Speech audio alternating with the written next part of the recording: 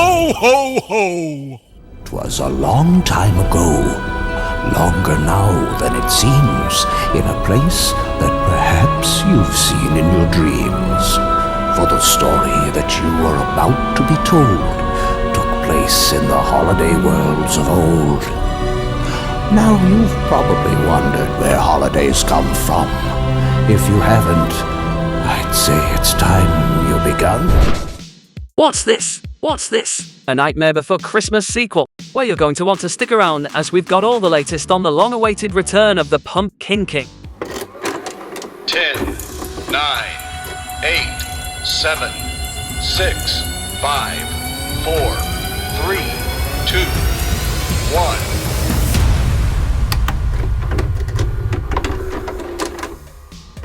The anticipation for a sequel to The Nightmare Before Christmas lingers, often hinted at but never fully materialized, despite its status as one of Disney's most coveted follow-ups. The original 1993 stop-motion musical, directed by Henry Selick from Tim Burton's creative narrative, centers on Jack Skellington, the king of Halloween Town, yearning for something more. His life takes a whimsical turn upon stumbling into Christmas Town, becoming enchanted by the Yuletide spirit and determined to bring its joy to his realm, an endeavor that seems easier said than done.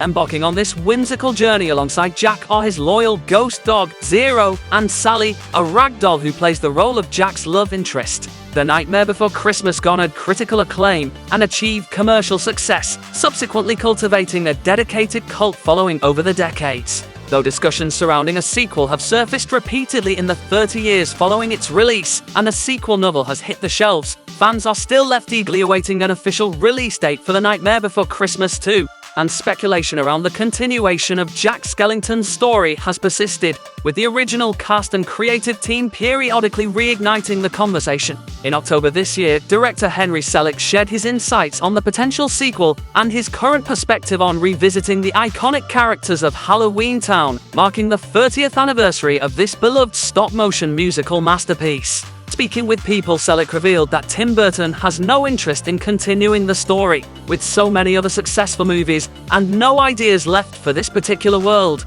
Burton is happy to just leave the movie without a sequel. Same can't be said for us fans. Selick said, "A perfect movie that came out of the perfect time, only to grow into something far bigger over the years. I think Tim in particular feels like, why mess with that?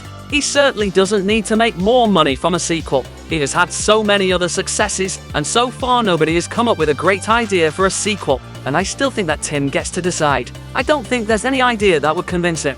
But in recent news, Tim Burton actually spoke on the idea of a sequel himself, and well folks, it's not looking that promising. In an interview with Empire magazine, he expressed that the motion stop classic is too important to him to ever create a sequel, prequel, reboot, or anything else for that matter.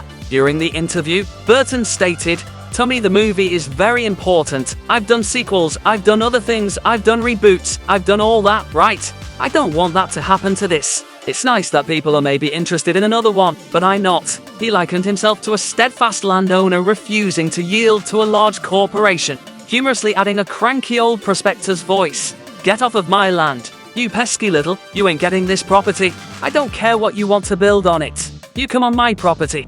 Where's my shotgun?" Burton reflected on the main character, Skellington, describing him as a figure who appears dark, but is inherently good.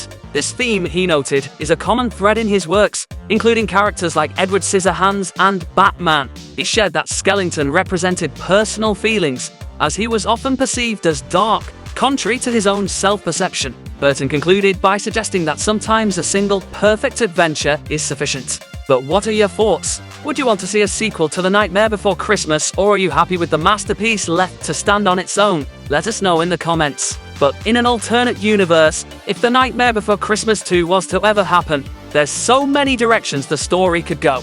Jack Skellington's adventure concludes with him saving Santa from the clutches of Oogie Boogie, bringing back balance to both Christmas and Halloween towns. With a magical snowfall brought to Halloween Town by Santa, and Jack confessing his love for Sally, the narrative seems neatly tied up. Despite this conclusive ending, the unique and enchanting universe crafted by Tim Burton has left audiences yearning for more, making the demand for a sequel persistently high. The depth and originality of the world are simply too grand to be confined to just one film. In terms of follow-up material, The Nightmare Before Christmas has seen expansions in other formats. The 2022 novel Long Live the Pumpkin Queen by Shion Shaw serves as an official sequel from Disney, opening up potential storylines for a cinematic sequel. In this continuation, Sally takes on the role of the Pumpkin Queen, exploring a mysterious realm known as Dreamtown, while also grappling with the challenges of co-ruling Halloween Town. Another extension of the story can be found in the 2004 video game The Nightmare Before Christmas, Oogie's Revenge, available on PlayStation 2 and Xbox consoles. Set a year after the events of the film, the game follows Jack's attempts to revitalize Halloween, with the lessons learned from his previous holiday escapades still fresh in his mind. However, trouble ensues when Lock, Shock, and Barrel bring Oogie Boogie back from the dead. While it's less probable that The Nightmare Before Christmas 2 will draw from Oogie's Revenge, but the game and Long Live the Pumpkin Queen demonstrate that there is ample narrative potential for a sequel, showcasing the vast possibilities that lie within the world of The Nightmare Before Christmas. What narrative direction would you want to see from a Nightmare Before Christmas sequel? Let us know in the comments. Don't forget to subscribe to the channel for more awesome content, and thanks for watching.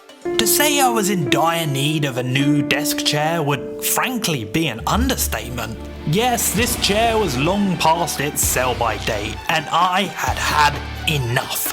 So it was finally time to put this wily veteran out of its misery.